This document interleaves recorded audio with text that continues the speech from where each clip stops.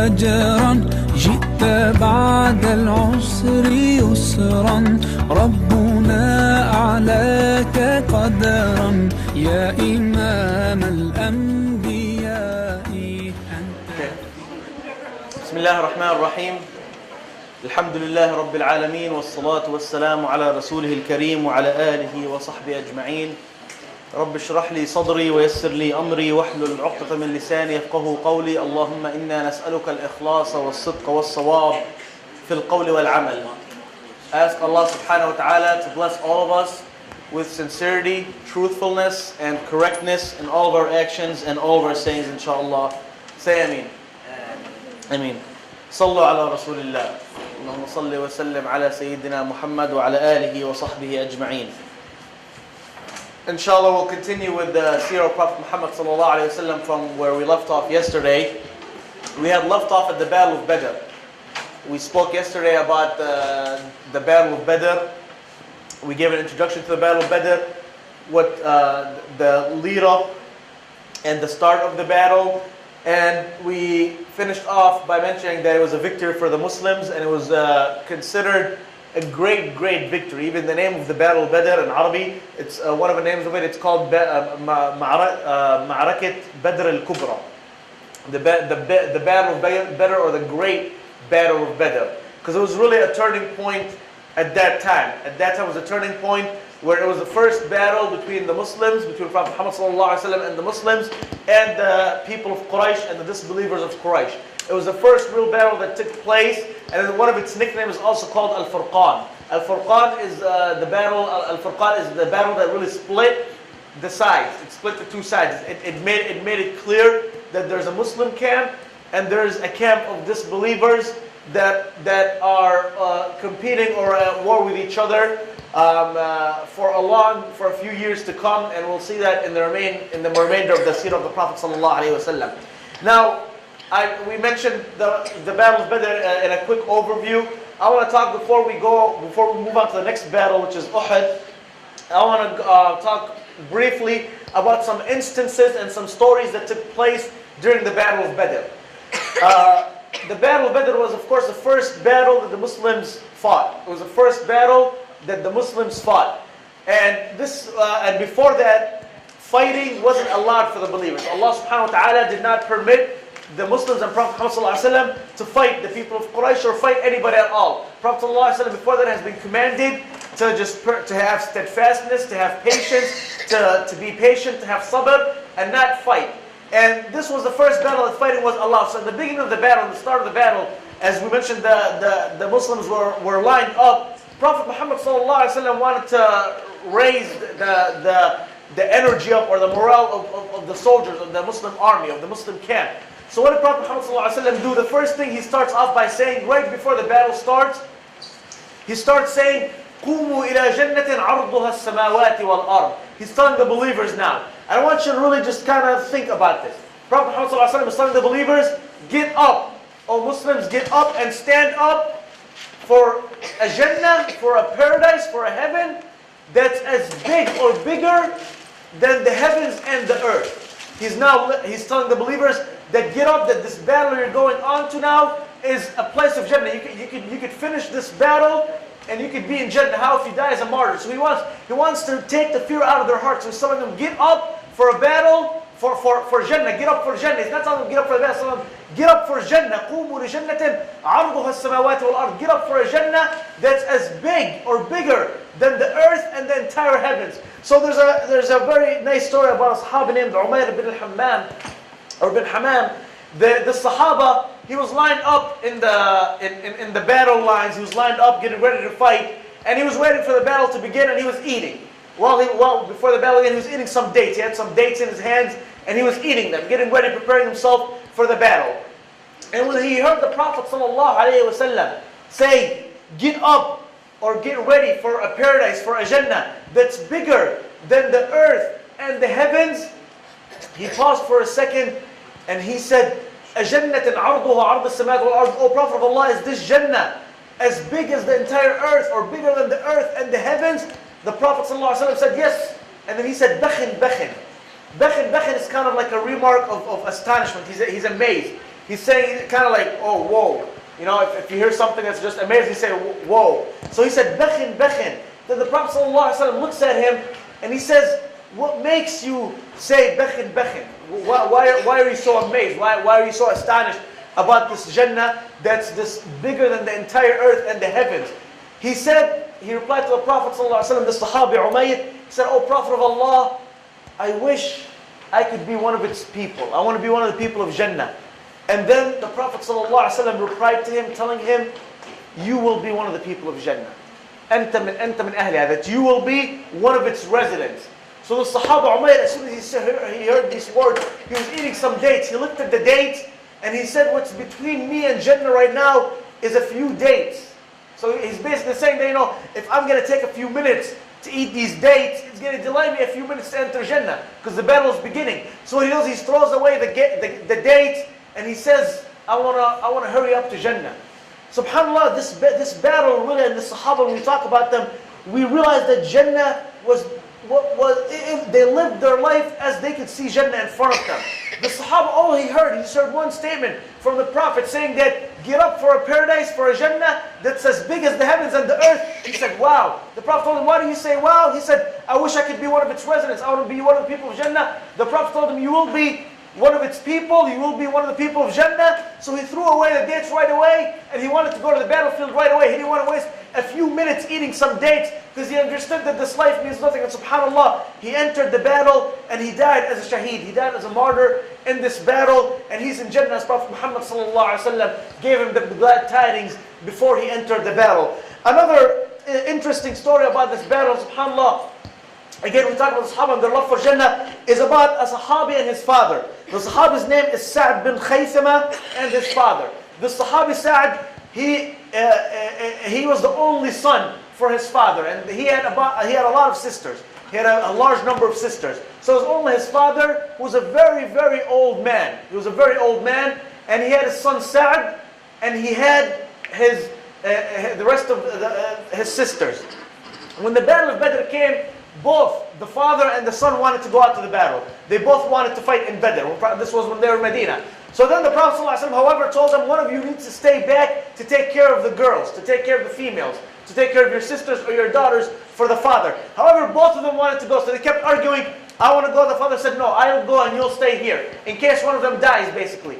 So they kept arguing who wants to go, and then at the end they decided to do like some kind of like a lottery, or like a pick, you know. So then the lottery came on Sa'd, on the son, that he has the right to go. They did kind of like a flip a coin kind of thing, and Sa'd was the one chosen to go to the battle. When the father heard this, he got real upset. And then he went to his son Sa'd. He told him, oh my son, I'm your father and I've done everything for you. I ask you to please allow me to go. I want you to pay attention to how the story. He said, I ask you to please allow me to go. I'm your father. I've done everything for you, and you have a responsibility towards me. I'm asking you for this favor. This is the only favor I'll ever ask you, but I won't ask you for any favor. Allow me to go and you stay back with your sisters. Then Sa'd told his father, oh my father, if it was any other favor, I would have granted you it, except this. This is Jannah we're talking about. And he refused, and the son went. Imagine if I saw him give it, this is the only favor I want to ask of you. And the son says, if you ask me for anything else, I would have gave it to you. I would have accepted your request, except this request. I will not let you go, because I want to go. I want to fight for the sake of Allah, and I want to die as a shaheed and as a martyr. The son Sa'd goes to the battle, and indeed, he dies as a shaheed in that battle. And what's interesting, subhanAllah, the following year, in the next battle, the Battle of Uhud, his father goes and he dies in the battle as a shaheed as well. So they both die right after each other. One, the son in the Battle of Badr, the father in the Battle of Uhud. An interesting story, it's kind of like a unique story if you really think about it, is about two young youth, I want to say. One of them is approximately 14, 15 years old. The other is 15 and 16 years old. Imagine two youth, one's 14, 15, the other's 15, 16. In the beginning of the battle, they wanted to go to the battle. We know Prophet Muhammad ﷺ, a lot of times he refused to take some of the children, or some of the youth, let me say, the young ones, that age, for the battle. However, these two ended up going, with another Sahaba as well, that ended up going, that was 16 years old. He has a different story. These two young men now are going on the Battle of Badr. Now the Prophet ﷺ, when he divided the battle up, you know, the army, they'll divide it up in a right side, a left side, and a center basically. And each side has its leader and a commander. And usually the majority of the army or the major chunk of the army is in the center. It's in the heart of the battle. And the leader of the center group was who for the Muslim army? Hamza bin Abi Talib. On the right hand, on the right side of the army, the leader of that group was who? Abdurrahman bin Auf. And Abdurrahman actually narrates this story. He says, I was the leader of the right side of the army, and he said I had a very small army with me. I mean, the entire Muslim army again was what, 300 people, and they're facing 1,000 people. So he had a few people with him on the right side. And he said, you know, you can kind of just imagine Abdurrahman bin Auf already, you know, he is kind of the weakest part of the army, or the smallest number of part of the army. He's sitting there on the right side. He's about to go into this battle against an opponent that has 1,000 soldiers. And then all of a sudden, Abdurrahman bin Auf is looking next to him. He looks to his right side. He says, I find a little 14-year-old boy next to me, a little young youth, and he's pulling on my thobe, on his abaya. Imagine, he's short, he's little, he's not old. He's pulling on the abaya of Abdurrahman bin Auf and saying, Ya Am, oh uncle. Abdurrahman looks and he finds this young youth. He says, on top of me having the smallest army, I have these two young kids next to me. And he finds this 14-year-old looking at it, pulling his thobe, and he's telling him, oh uncle. He says, yes, what do you want? He says, who is Abu Jahl? And these two young boys were people from Medina. They were the youth from the Medina. So Abdurrahman bin Auf looks at him and says, why do you want to know who's Abu Jahl? He said, point him out to me. Let me know which one is Abu Jahl from the army of Quraysh. He says, why? He said, I heard that Abu Jahl used to insult and harass the Prophet ﷺ, and I do not like that. I do not like anybody insulting my Prophet. So Abdurrahman bin Auf points out Abu Jahl to him, and he says, you see that man? He was the leader of the army. In the front, of course, he says, yes. He says, that's Abu Jahl. Then all of a sudden he finds the other youth on his left side, the 15, 16-year-old, pulling on the same thing, pulling on his thobe, and he looks and he says, now he finds another kid next to him, says, what do you want? He said, oh uncle, tell me who's Abu Jahl. And the narrations say they were cousins, by the way, these two young, and some say they're brothers. He said, who's Abu Jahl? He says, what do you want from Abu Jahl? He says, I heard that Abu Jahl used to harass the Prophet, and I don't like anyone harassing the Prophet. I want to fight him.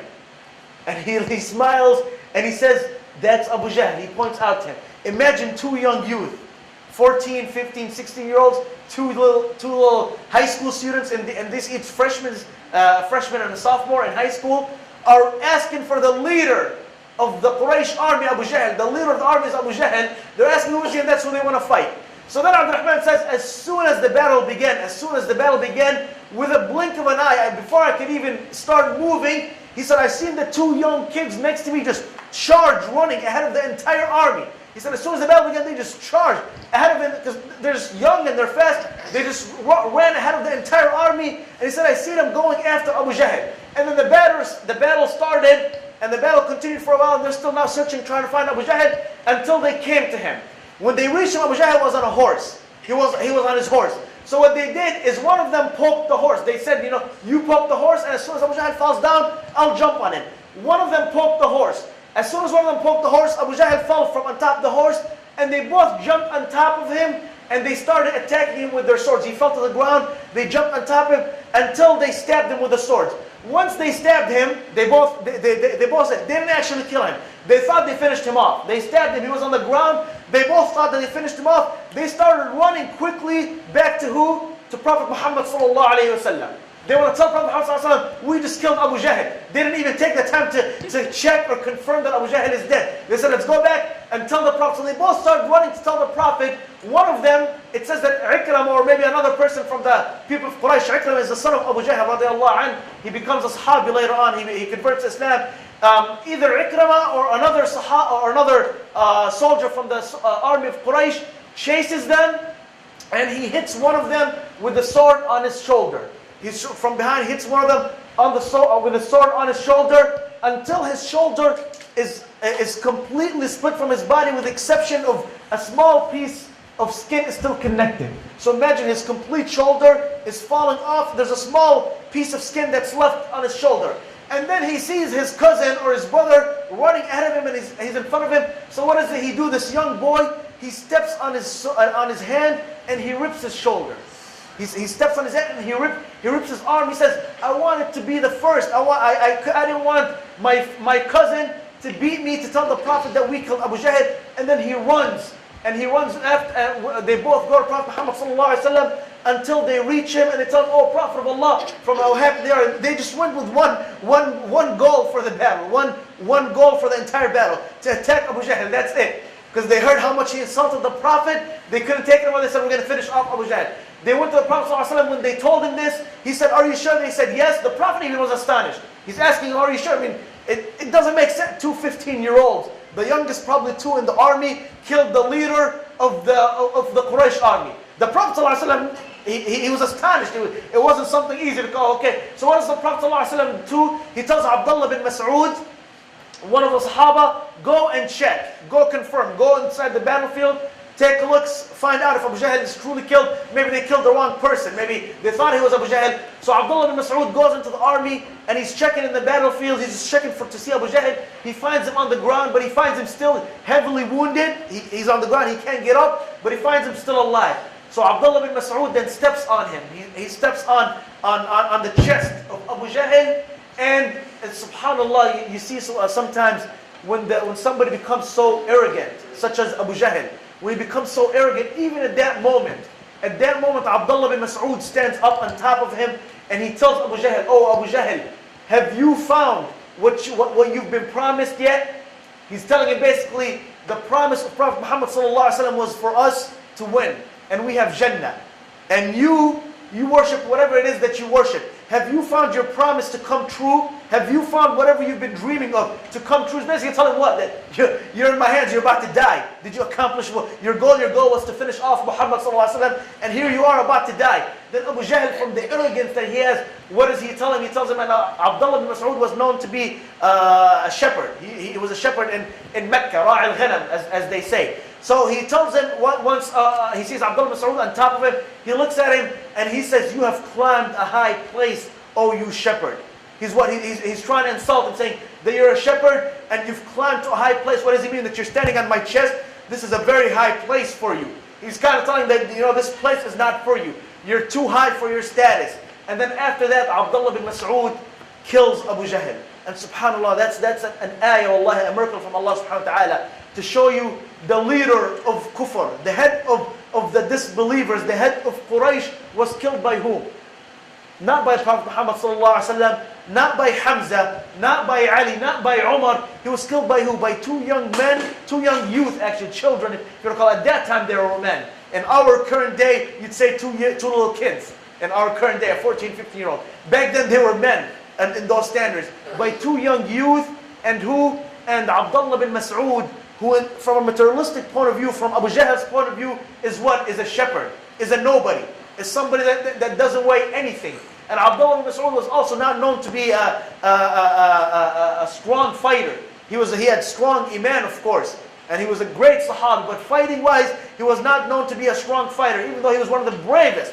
He was the first actual Sahabi, by the way, Abdullah bin Mas'ud, to recite the Quran publicly in Mecca, besides the Prophet, of course. From the Sahaba, Abdullah bin Mas'ud was the first Sahabi to recite Quran publicly in Mecca. And who attacked him and hit him? Abu Jahl. So Abu Jahl in Mecca, when he recited the Quran, Abdullah bin Mas'ud, he sent some of the people of Quraysh, and he went with them, and he started attacking him until he lost his conscience. So subhanAllah, this was the death of Abu Jahl. Another interesting story, subhanAllah, to show you how the Sahaba at that time, their goal was Jannah, was there was a Sahabi called Haritha, his name. The Sahabi was a young 18-year-old youth, or man, and he was in the army. Before the battle started, before the two actually camps met and collided, the Muslims and the people of Quraysh, an arrow came and hit him in the neck, and he died. He passed away as a shaheed. Before the battle even began. So they're still lining up. An arrow comes and hits him in the neck. So he dies, he passes away before the battle begins. After the battle finishes and everything, when the Sahaba and the army of Prophet Muhammad go back to Medina, his mother, Harith, his mother, hears about the story. She hears that her son, died, but she hears that he didn't die in the battlefield. He died before the battle even begins.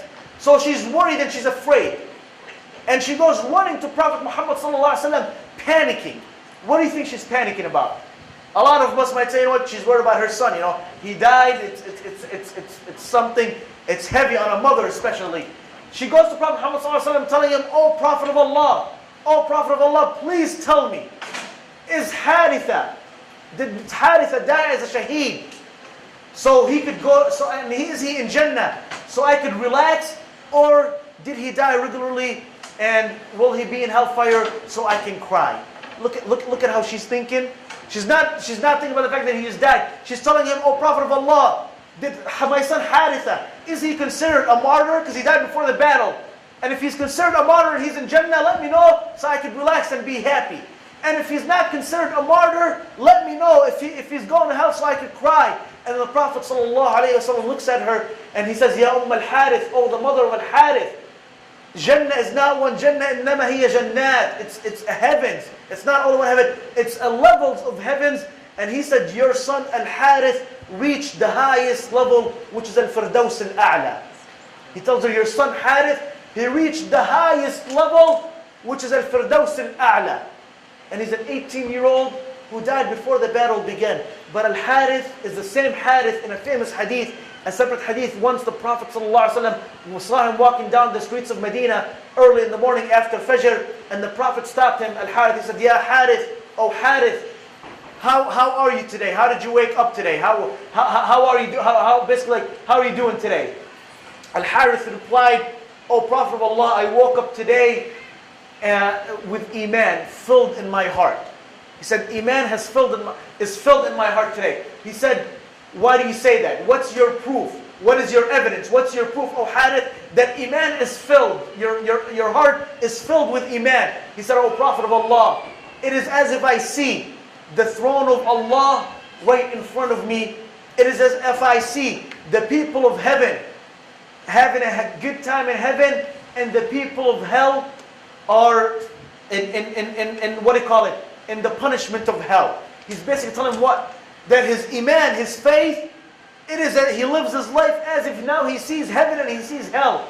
It is as if he sees it. It is as, that's it, he's living it. He knows, not only does he know that there's heaven, and yes, he knows that it's hell, no. He's living his life as if he sees the people of heaven enjoying their time in heaven, and he sees the people of hell being punished and suffering in hellfire. So Prophet ﷺ tells him a very interesting statement that I think if we could all leave with this statement today, it would be enough. If we take this statement and we leave with it today, or if we leave with it for the entire Ramadan, if you put this statement, wallahi, if you put this statement as your slogan for after Ramadan, it will be enough.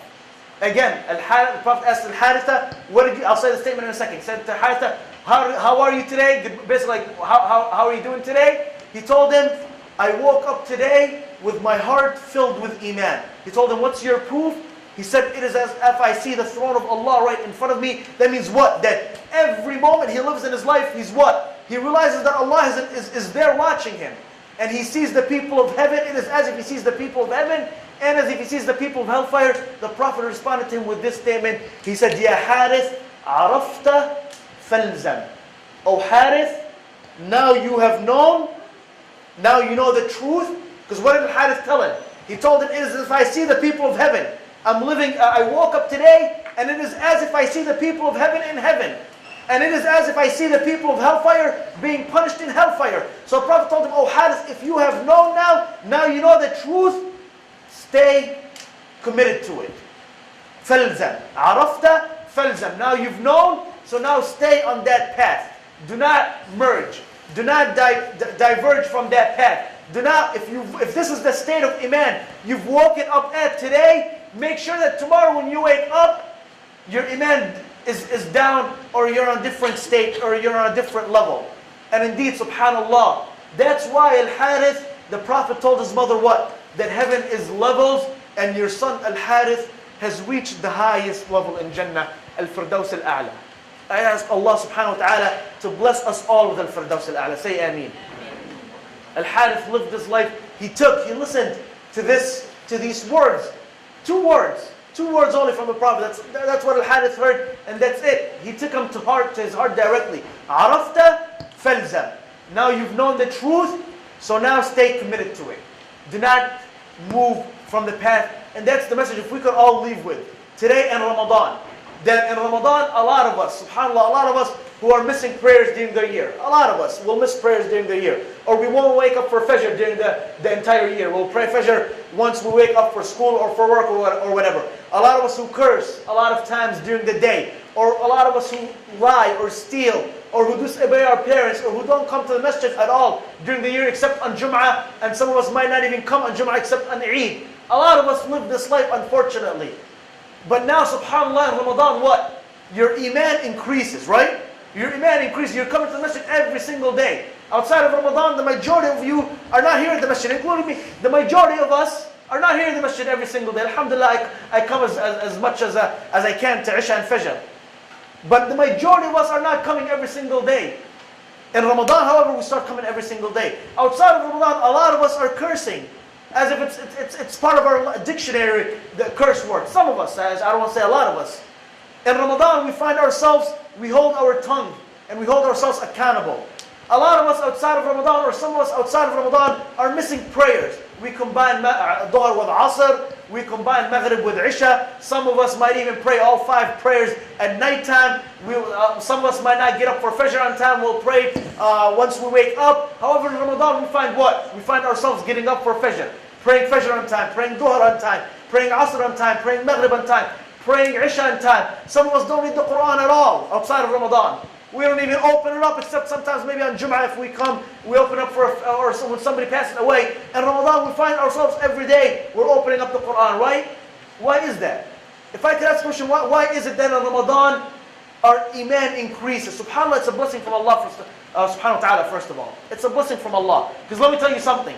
There's people in Ramadan, Muslims in Ramadan, that outside Ramadan and in Ramadan, they're the same. They're nothing close to Allah subhanahu wa ta'ala. Wallahi.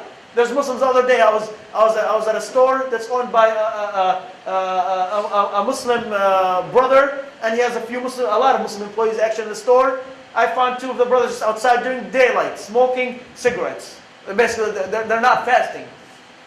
And subhanAllah, I told him, Ya akhi, may Allah forgive you, inshallah. You're better than that. He just smiled and he said, make dua for me. Well, you know what? If he doesn't make dua for himself, and if he doesn't take the initiative, nobody's going to do him any good. And that's, subhanAllah, a blessing from Allah subhanahu wa ta'ala for all of you, wallahi. The fact that you're here in Ramadan is a blessing from Allah subhanahu wa ta'ala for all of you. Allah loves every single one of you here sitting now. I believe that, wallahi. I truly believe that. You sitting here in the masjid right now, Allah subhanahu wa ta'ala, inshallah, loves every single one of you because He brought you here today. Just like there's more. You see the number that's here right now? I'm pretty sure there times this number by 5 or 10. There's that much youth outside that are not even coming to the masjid at all in Ramadan. Not for Isha, not for Taraweeh. Some of them are not even fasting. So the fact that your iman increases in Ramadan, it's a blessing from Allah. It's a gift from Allah for you. It's a gift from Allah that Allah subhanahu wa ta'ala tell you, here's a gift for you. I want you to come closer. He gave you this gift of the month of Ramadan, but now it's your duty. عرفت فالزم. It's your duty. You've known the truth. You've tasted the sweetness of Iman. Now it's your duty that after Ramadan, you stay consistent and committed to this path, to this hidayah that Allah subhanahu wa ta'ala has provided for you. Do your best. You need to do your best. A lot of you, unfortunately, not a lot of you, some of you, I keep saying a lot of you, so forgive me for that. Some of you, after Ramadan, might go back to your normal lifestyles, if that's how it was, of missing prayers, of doing this and that. The only person to blame is for yourself. You're the only person, not your parents, not your father, especially at your age. Especially at your age. At a younger age, we could say the parents, but at your age, the fact that you're here, you're listening to this khatira, you're listening to this talk, you're praying qiyam, you're praying isha, you're praying taraweeh, you're fasting, I'm pretty sure that you're doing it that you're convinced in it. You're not fasting because your mom and dad are telling you just to fast, because you could break your fast behind their back, and your mom and dad won't see you. But anybody who's fasting is fasting because he knows Allah subhanahu wa ta'ala asked him to fast. So you're on the right path, inshallah. Now it's your duty after. That's why I said I'll leave with this statement. عرفت فالزم. You've known the truth, as Prophet Muhammad sallallahu alaihi wasallam told Al-Haritha. Now you've known the truth, O Haritha. Stay committed to it. Do not let your iman increase. It's your duty, the same thing. Increase. And now we're entering almost the last 10 of Ramadan, the last 10 days of Ramadan, increase everything you've been doing. If you've been praying all your prayers, but you haven't praying sunan, pray the sunan. If you've been praying all the sunan, but you haven't been praying 8 rak'ahs of taraweeh, pray at least 8 rak'ahs of taraweeh. If you've been praying all your prayers and your sunan and your 8 rak'ahs of taraweeh, start praying tahajjud during these last 10 days. Get up half an hour or an hour before Fajr, or if you stay up till Fajr, make sure half an hour before Fajr, you pray some tahajjud prayers, at least 2, 4, 6, 8 rak'ahs, whatever you can. Increase as much as you can of your faith and your iman, and after Ramadan, hold yourself accountable. Say, if I did it in Ramadan, I could do it outside of Ramadan, because it's the same thing. There's really nothing different between Ramadan, except that subhanAllah, Allah puts this guidance in our hearts during this holy month that increases our iman and our love for Him. But we could hold on to this love for Him and this guidance, inshallah, after Ramadan, if we stay committed to Allah subhanahu wa ta'ala. With this, we'll finish the story of Badr. Tomorrow, inshallah, we'll start another great lesson, another great story, and another great battle in Islamic history. The Battle of Uhud, that has tons and tons of lessons that we could learn and implement in our lives. But again, stay committed to whatever it is that you're doing. Increase your ibadat. Increase your love for Allah subhanahu wa ta'ala during these last 10, 11 days of Ramadan that are coming up, by worshiping Him more and more and more, and get closer to Him. Put away any distractions you have, wallahi. Put away any distractions you have. Remember the first 3 days of Ramadan, how you were? I want everybody to just take 1 second or 1 minute to remember the first 3 days of Ramadan. How you were, where you read the Quran probably a juz' or 2 or 3 every single day for the first 3, 4 days. Treat these last 10 days as if they're the first 3 days of Ramadan. Increase everything you've been doing. If you've been playing a lot of sports or whatever during Ramadan, cut that out just for at least these 10 days. This is your time to put as much as you can in your bank account. This is your bank. Put whatever you can into it. And inshallah, with the guidance of Allah subhanahu wa ta'ala and with your work afterwards, Allah subhanahu wa ta'ala will continue to guide you after Ramadan. Ask Allah subhanahu wa ta'ala, as He gathered us here in this world, in the ISM, for this Ramadan, to gather all of us with Al-Harith and the Prophet sallallahu alayhi wa sallam in al-Firdaus al-A'la, inshallah. Say Ameen. Ameen. Subhanakallahumma bihamdik. أشهد أن لا إله إلا أنت أستغفرك وأتوب إليك. أعوذ بالله من الشيطان الرجيم. بسم الله الرحمن الرحيم. والعصر إن الإنسان لفي خسر إلا الذين آمنوا وعملوا الصالحات وتواصوا بالحق وتواصوا بالصبر. والسلام عليكم ورحمة الله.